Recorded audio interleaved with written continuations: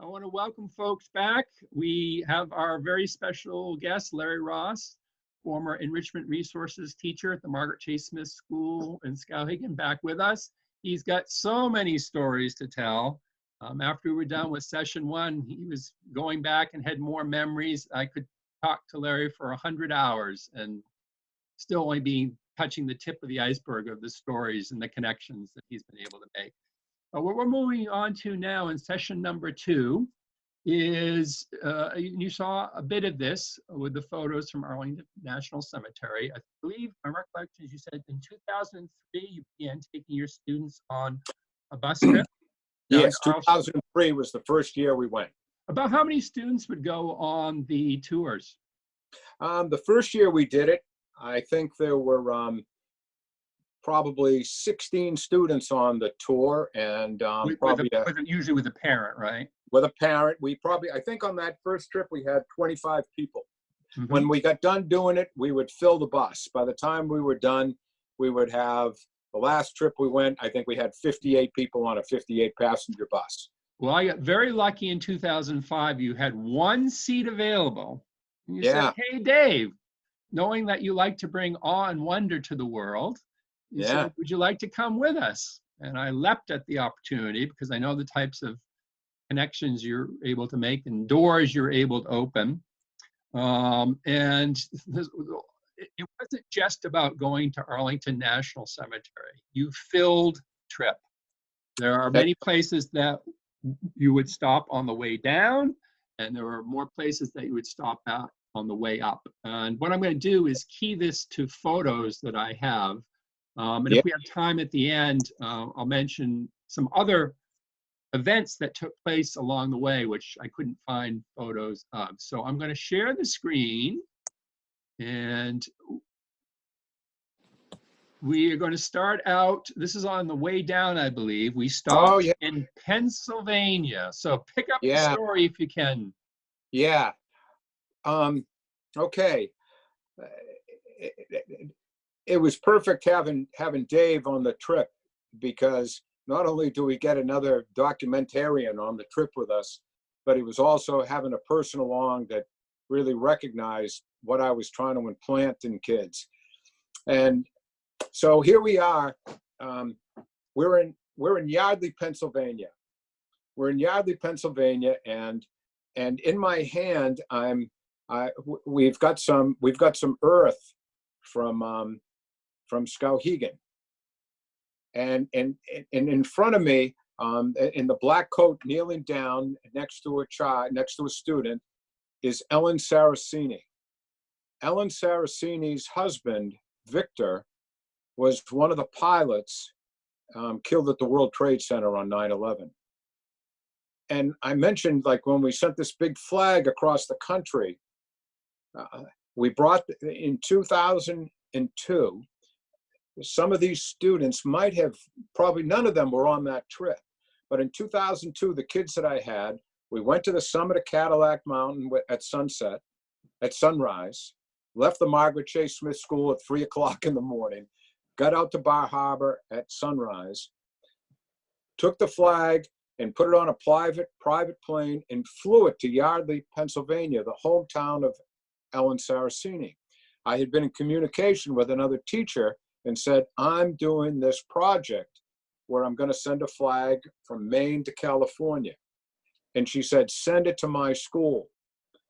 And so we sent it to the school that Ellen's kids were going to at the time. And from doing that, I met Ellen and became a friend of Ellen's. And Ellen agreed when we drove to Washington, we asked Ellen if we could stop and meet her. And Ellen said she wanted to bring the kids to a place where she was envisioning a park that would commemorate all of the people from Bucks County, Pennsylvania that had been killed on 9/11. There were 14 people from that community that were killed. Mm-hmm. And so Ellen envisioned this memorial that would be, she referred to it as the Garden of Reflection. She wanted a place, in my way of thinking, for people to go and respond with wonderment and awe about the opportunities that they still have in your life. A theme for Ellen was out of darkness comes light. And she wanted to create this memorial. And this is a cornfield that we're in at the edge of this big park. Actually, it's like the idea, the seed has been planted, the work is beginning to be done, and Ellen is explaining to the kids what her vision is for this park. And it was all of these photographs. And one of the previous photographs, as a matter of fact, it's the young girl in the just above the young student that's kneeling down, the girl in back of her, Samantha. Right there in the blue. Yeah, Samantha Turcott. Yeah. Samantha Turcott went on this trip, and here she is with Mrs. Saraceni envisioning what this park is going to look like. And the first year we went there, it was just a muddy cornfield. And she's telling all the kids, and all the kids are looking at her like, yeah. And all the parents are looking at her like, yeah, sure. And fast forward to probably, I don't know, 15, let's see, it must have been 7 years later. Mm-hmm. I'm going along and I get a phone call, and it's Samantha Turcott. And I'm down to Arlington, and it's Samantha Turcott, and she's calling me and she says, I bet I know where you are, Mr. Ross. You're in Arlington today. It was that time of year with the wreaths. I said, yeah. And she said, guess where I am? I said, I don't know. She says, I'm in the Garden of Reflection. I'm going around looking at schools, and I'm in the Garden of Reflection. And Mr. Ross, it's just like Mrs. Saraceni said it was going to be. Wow. And to me, for a kid to see a vision come full circle like that, okay? And Ellen was just so incredibly gracious with her time, and every year she'd come, and you could tell that for these kids, 9/11 was current events for them. They were there, they remembered it, they recalled it. And for all the parents, it was one of the most significant events of their lives for all of us. And to go there with Ellen and to see the grace that Ellen demonstrated, that out of so much darkness, you can bring light into the world, and you can say to people, reflect on what you have, reflect on what you've lost, but reflect on what you can create and do with your time. And Ellen's efforts were this, and FAA safety regulations. Ellen was really one of the people that was most responsible for cockpits becoming secure. And she spent a lot of time doing that, but just a fantastic person, and took the time out of her day every year that I went to DC for us to come there and see what this place looks like. And I would encourage people to, if they ever have the chance to go through Yardley, Pennsylvania, to go and see it. It's really something. And you're a teacher, and you're trying to fill your students with awe and wonder. And 7 years later, Samantha is going out of her way to visit this place. So yeah, there was lots of seeds got planted. That's right. And it's really interesting for me to just constantly see these kids. And yeah, Charlotte Beach and Anna Marshall. Yeah. So you fill these trips. So it's one amazing event after another. And so we get down to Washington, and there's usually some sort of visit to the Smithsonian museums to see the Spirit of St. Louis. And in this case, in 2005, you had found out that the person who was responsible, I believe, for repairing the Star Spangled Banner had a connection to Maine. And I believe that's who's in this photograph. Right.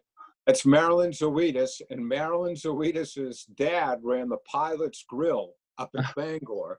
And she, like you mentioned, she eventually has the responsibility she's the curator in charge of the Star Spangled Banner and repairing the Star Spangled Banner. So when I took these trips, my emphasis, the trips were the same thing I did in my backyard. I wanted kids to meet ordinary people who did extraordinary things. Mm-hmm. And Maryland was an example of that. I called the trip Faces, Places, and Big Ideas. We'd Mm-hmm. go and we'd meet faces. We'd spend some time in places, but it was really about big ideas. How did people get to achieve the dreams that they had? How did they accomplish what they wanted to accomplish? Demonstrations of character and competence and all kinds of simple little things that successful people do to achieve the things that they want to achieve. And I would write to people and I would say, I'm coming to Washington. Is there an opportunity? The same way that I would do with Ellen, I would reach out to people. And it would be great because the kids would think, oh, Mr. Ross, everybody, you know everybody agrees to see you. Mm-hmm. And I'd say, I know nobody, and you have no idea how many people didn't even return my call. Interesting. You only see the people that I'm successful with. You have no idea of the failures that I have along the way. Yeah. But Marilyn was a person that made her time available and said, here's what we'll do. Here's what we'll do. And we met her. And as a matter of fact, I think she's signing a book that I had that had a picture of the Star Spangled Banner in it about another kid's. One of these kids had a book that was about a kid going to Washington, D.C. and all the places that they'd see. Mm-hmm. So we took the book and they wanted to go to places. And Maryland was one of the places. And she spent time with the kids. Uh-huh. These two kids, when I said to them, everybody would break off and go do different things and go all over the city. And Charlotte and Anna had a list about a mile long of the things that they wanted to see. Mm-hmm. And I said, do you really want to do all these things? And they said, yes. And I said, well, just so you know, if you go to Washington, D.C., you can burn an hour really pretty easy, just standing in line waiting for lunch. And I said, if you really want to see all these things, how we're going to get this done is before you leave, you fill up your pocket with peanut butter crackers and juice boxes, and we hit the road and we don't stop. Mm-hmm. And we just boom, boom, boom, boom, boom. And we did that. And these two girls came with me. Everybody was broken up with chaperones and they went everywhere and they did all these things. Well, I'm remembering now because, you give the group time to break off. And I think some of them really wanted to go to the Spy Museum, which I think was relatively new at the time. That's right. But I knew you stick with Larry Ross because you'll see a lot more if you stick with Larry Ross. And you won't be standing in the line an hour to get into the Spy Museum or to eat lunch. Yeah. And what was so great, the next year, Anna wasn't coming on the trip. But when I got to my office the morning that I'm going to DC, I go into my office at 5 o'clock in the morning and there's a package on my desk. And it's a note from Anna Marshall saying, Mr. Ross, I think you're going to need this today. And it was a peanut butter crackers and a juice box. Mm-hmm. And that this kid had shown up at the school. She wasn't even coming on the trip. She had already been. And it's those kind of things that you get the feeling that kids make connections to the people, and that to me is an example of a kid doing exactly what I want them to do. They're doing some simple little thing, but they're doing the impact that you had on kids.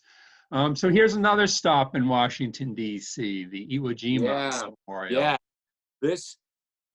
So this picture was taken the afternoon after the photograph that you had down in the previous photograph that we were at Arlington. Mm-hmm. And then I'm all these kids, I'm in the back row, and the gentleman on the far left in the back row, his name's escaping me, but he was a retired Marine pilot, but he had taken the photograph that exists on the U.S. postage stamp of the Korean War Memorial. Mm-hmm. And he had told the story how Washington had had a snowstorm and he decided his dad was a Korean War memorial. It was a Korean War vet, and he wanted a photograph of the memorial. And he went down and he took that photograph, and it was such a good photograph that it eventually became a stamp for the U.S. Postal Service. And photographs to me are snapshots of time just captured. And you want kids to understand, and that photograph pairs with perhaps one of the top 5 iconic photographs in American history of the Iwo Jima flag raising. Mm-hmm. How the photographer, Rosenthal, walks up. The story I love to tell the kids, this is the second flag raising on Iwo Jima. The Marines are up there. They've taken down a flag that a congressman wants to bring. A congressman is on a ship off of Iwo Jima, and he sees a flag flying up there, and he says to the Marine commandant, "Go get that flag. I want that flag." The Marine commandant goes and gets the flag, but says to the congressman, "No way are you getting this flag. This is a Marine Corps flag." Marilyn Zoetis eventually became the curator of that flag as well for a short period of time. Mm-hmm. But the Marines go up and they do the second flag raising, and Rosenthal, the photographer, is walking up to the scene with his big box camera, and he sees this shot, and he doesn't get to set up for the shot. He just recognizes it as a shot, takes the picture, has no idea whether it's going to come out. They take all kinds of formal attaboy pictures like this, where everybody's staged, everybody's standing, take the pictures. It's only when the photograph gets developed that all of a sudden he recognizes, this is the photo that I thought it might be. And I always coupled the story with Louis Pasteur's "Chance favors the prepared mind." Mm-hmm. That when you know what you think you should be looking for, and you have the confidence to recognize it, you have the confidence to perhaps achieve it, maybe you'll get it. And Ansel Adams, the great photographer, you always use that phrase to tell stories about his photographs, that all of a sudden he'd see it and he'd take it, and maybe it was good and maybe it wasn't. Richard was like that, taking photographs. Mm-hmm. But this photo, we get there, and when I jumped out of the car, when we were standing at Arlington in that other photograph, all of a sudden we're there, and I hear this whoomp, whoomp, whoomp, whoomp, whoomp of these helicopters. And I know that the Marines had told us that they were going to do a flyover up at the Iwo Jima Memorial, this memorial, at 1 o'clock in the afternoon. But because of the blizzard and because of the weather, I knew it wasn't going to happen. But all of a sudden, we're standing at Arlington at 9 o'clock in the morning, and I hear these helicopters. And sure enough, 2 helicopters come flying right in over our head, running up the edge of the cemetery. They can't fly over the cemetery, but running up the wall where we were in the old Civil War section. And I said to the kids, "I'm not a betting man, but I bet you that's 1 o'clock. That's your 1 o'clock flyover." Mm-hmm. And Superintendent Metzler turned to me and said, "I bet you're right. I know everything that goes on in this cemetery, and I know nothing about this." And I got off the bus here, and I turned to this Marine Corps officer, Scott Giorgi, and I said, "Yeah." He says to the kids, "How'd you like your flyover this morning?" And all the kids go, "That was awesome." And I said, "How did that happen?" And he says, "I'm sitting in my office at 7:30 this morning, and a voice says, that flyover isn't happening at 1 o'clock at Iwo. Where are those kids now? Mm-hmm. We want to do the flyover now." HMX, the Presidential Helicopter Squadron, was where Jay Aubin was going to go when he came back from Iraq. Never made it. Mm-hmm. I called the chaplain down there, and we started going to HMX. Well, HMX, this guy, Georgie, says to the guy, "I don't know where they are. Go look for the red hats." And they do. Mm-hmm. They go look for the red hats. They find the kids. They do the flyover. Now here I am meeting Georgie. Fast forward, the story goes on and on and on. Eventually, every year I go back to HMX. I want to bring the kids there. And I'm meeting new people every year, and I have to try to talk my way into the situation.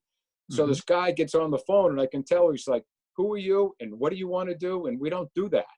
Mm-hmm. And I say, "Can I just tell you a story?"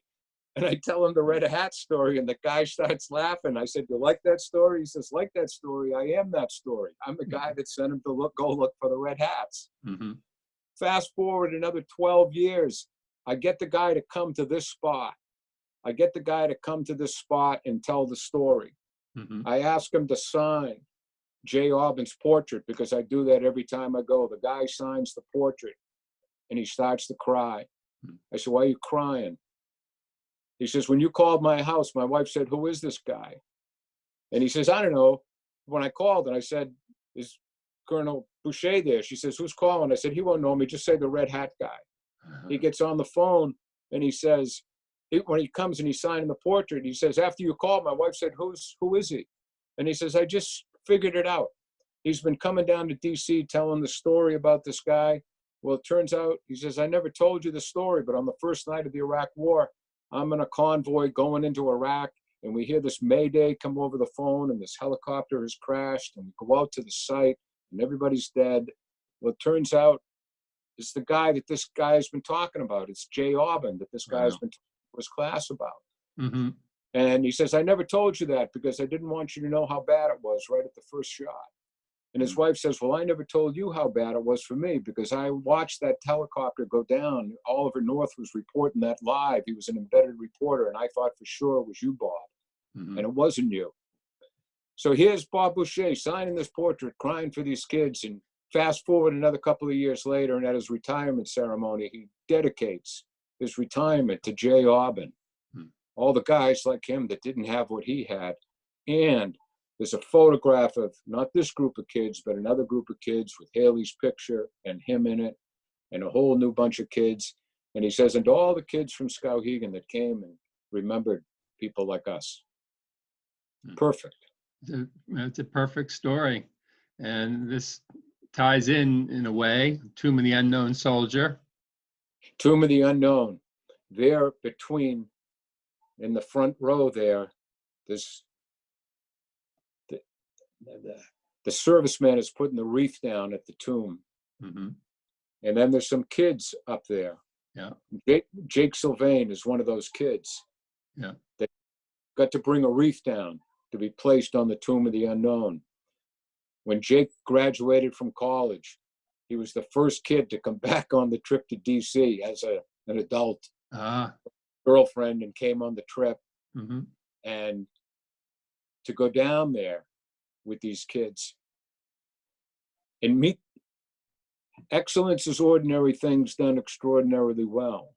Mhm. These guys dress and measure their uniforms to a 64th of an inch and do all these things. And it's wonderful when you hear them talk.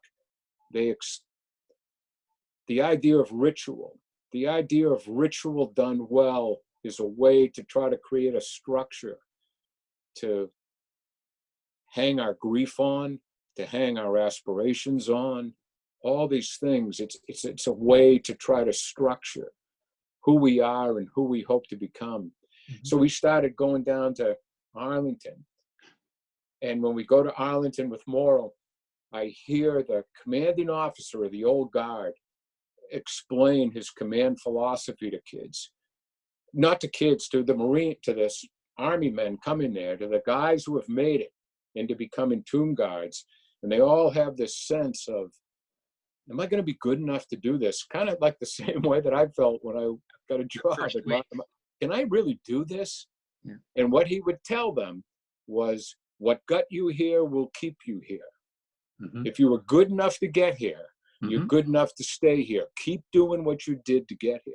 Mhm. So I call him and I ask him, will he come and tell this story to the kids? And he does. Guy shows up the first year that we go to DC. And he comes in his dress uniform and he tells the kids his story. And he says to the kids, well, let me tell you what I do. When people have come to my command, he says, I hand him this. And he takes a yellow card out of his pocket and it's got his command philosophy on it. Well, when he does that, he looks and all the kids are pulling yellow cards out of their pocket because I gave them all yellow cards that had Stephen Covey's 7 Habits of Highly Effective People and the Habits of Mind on the cards. And he looks and he sees, he says, what are those yellow cards? He says, oh, the kids say, Mr. Ross does the same thing. He gives us these yellow cards. And that guy from that point on, just a couple of years ago, he did a Zoom meeting with the class at Margaret Chase Smith School with Mrs. Herrick and Mrs. Greenlaw's class. Mm-hmm. A guy that recognized that the opportunity he had to reinforce in kids the same things that ultimately he learned somewhere along the line, and now he gets a chance to pass it along. Mm-hmm. And meeting these guys, the expression that they use is squared away. You have to be squared away. Mm-hmm. And that's a good thing to share with kids. And that's one of Morrow's wreaths. Okay, yeah. Going on there. Yeah. So then we make the turn and we start heading north, and we are going to stop in New York City. And this is at the former site of the World Trade Center. I think this is like a surviving monument, but you can see the ashes and the smoke stains on it. Yeah, that was a sculpture that was on the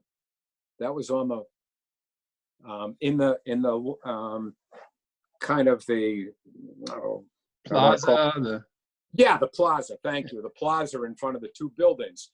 That was a sculpture that was there, and it survived. The very first year, I mean, I was winging it that I'm going to D.C. And the very first year, I go down there. I have a great bus driver, Dawn, and who I had never met, but Richard Sassaman had done tours out in Bar Harbor and had driven with Dawn. And Richard said to me, "He's kind of gruff, but I think he's going to like you once he gets used to you." Mm-hmm. And we're driving down to D.C.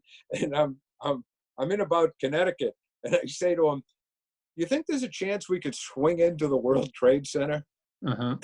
And I can remember afterwards, he said, about 2 years later, he tells me, he says, "I wanted to look at you and say, how the hell do you actually swing into the World Trade Center in a bus?" But he did. We swung into the World Trade Center in a bus. And 1 year when I had gone, when we had sent the flag cross country, the flag was supposed to go to the kids at the school, at Mrs. Saraceni's school. And when it got to that town, it had delayed. It got delayed in the flight flying down with a private plane. And the kids in that town had to decide where they met it at the airport, and they had to decide were they going to put it at their school or was it going to go on to San Diego. And the pilot of the plane said, "What do you want me to do?" I said, "You let the kids decide." And the kids decided it's not going to come to our school. We had this big event planned at our school, but it's not going to come because the main thing is to keep the main thing the main thing. And they decided that flag was going to California. So that next spring, I decided that was a ripoff. The kids never got to see the flag, so I went down to New York City.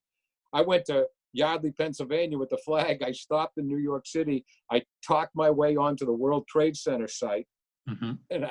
And I said, "Can I fly my flag here?" And a woman police sergeant said, "I can't let you do that. I wanted to hang it from the bridge going down into the World Trade Center." And she said, "I can't let you do that. You can kill yourself out on that bridge." And I said, "You don't have to worry about that." She said, "Why is that?" I said, "My wife is with me and she'd kill me first if I did anything that's stupid." She let me fly the flag there. And every year I would stop and get her to come on the bus and tell the story about meeting us. But here we are at the World Trade Center, and kids would meet Mrs. Saraceni. It was an event that you could take something from, and you could decide how were you going to use that information. Do I remember correctly? Did we also go to a fire station? Yeah, we went to a fire station. There was a photographer down in Portland. I'm going to blank on his name for a minute, but there was a photographer down in Portland. He was a lawyer, and he went to New York City and started taking pictures of firefighters at this one fire station. He wandered into the fire station and took pictures. So we raised money to support that fire station with the kids in Skowhegan. And then I called the fire station that year, and it was Ladder Company 13, I think, and we went down there. And we went to the fire station, and the day that we went there, they were doing a photo shoot with the Heisman Trophy. at the fire station. Or maybe it wasn't your year, but we went there a number of years, and we went there the first year, and they had the Heisman Trophy in there because this fire station was, firemen in New York were a big deal. So the kids all had the picture taken with the Heisman Trophy. But it was really interesting going into that tiny little fire station, really, an old, just had one truck in it, and right in the center of town. But yeah, and that was it. I mean, we went one year, we went down and we met a restaurateur called Don Pintabona, named Don Pintabona. And Don Pintabona had got together with a bunch of other restaurateurs, and they made an effort to feed everybody working at the World Trade Center site. And so I had written to him, and he had us down to his restaurant, and he cooked for all the kids. And so all kinds of little, I mean, it's wonderful. I mean, I loved using a cartoon, a Calvin and Hobbes cartoon. That's how I would introduce my school year with kids. It's the cartoon character, Calvin and Hobbes, and Calvin is down in a hole. He's wearing a pith helmet, and he's digging a hole, and Hobbes comes along and says, "What are you doing?" And Calvin says, "I'm looking for buried treasure." And Hobbes says, "What have you found?" And Calvin says, a rock, a dirty root, and some grubs. And Hobbes says, "On your first try." And Calvin says, "There's treasure everywhere." And I love that with kids. I love to say to them, you get good if you pay attention. There's treasure everywhere. I mean, like for me, I love the fact that in the background, I'm looking at Margaret Chase Smith as a kid. And 13 years old. For me to be able to say to kids, you walk out of the school, you go down to the end of the street, and you turn, and there's the house that she grew up in. You walk into the school and you look at the wall, and there are the words that she said. Everyone is entitled to courtesy and consideration. Criticism is to be expected and sought. Honor is to be earned and not bought. Basic, fundamental, simple, seemingly simple things. But if you do them well every day, you create a framework for yourself that you become a trustworthy person. You have character, you have competence, and people value what you say. And to be able to say to kids, I really believe it, that 80% of what you need to learn in your life, by the time you walk out of that school, you should have solid. If you really are paying attention, and you fill in the gaps from there. You can always add to your competence, but you have to set a real foundation for your character. And to say to kids, here's your chance. And if you, Mrs. Saraceni, thinking of Margaret Chase in the abstract, but going down to Washington and meeting, Olympia Snow, and the kids went one year, and we going on this trip, trying to connect kids to ordinary people. They had done a service project where they had met, where they could pick out one kid from each state and research their story. And they picked out a kid from Montana, and just a simple story, but always having a smile on his face, always being pleasant to people. And it turned out that kid's uncle was Senator Baucus from Montana. Max Baucus. Max Baucus. So we wrote to Max Baucus and we said, we want to come and show you we sent what they had done, and we said, we want to come meet you. And we met Max Baucus, and I remember him coming into the kids and said, I meet a lot of kids from Montana. He says, but I never meet any kids from nobody from anywhere wants to meet you other than if they're from where you are. And he said, here these, and he brought us in. He was so gracious. But the best part of it was about 2 weeks later, a letter shows up from Olympia Snow. And she says, I'm at a committee meeting, and Max Baucus comes in and sits down at the table, and all he wants to talk about is these kids from Maine that he's just met. And to be able to say to those kids, look at that. Look what you did for him by simply caring about that's your responsibility. You that's your opportunity. That's your responsibility. That's the chance that you have.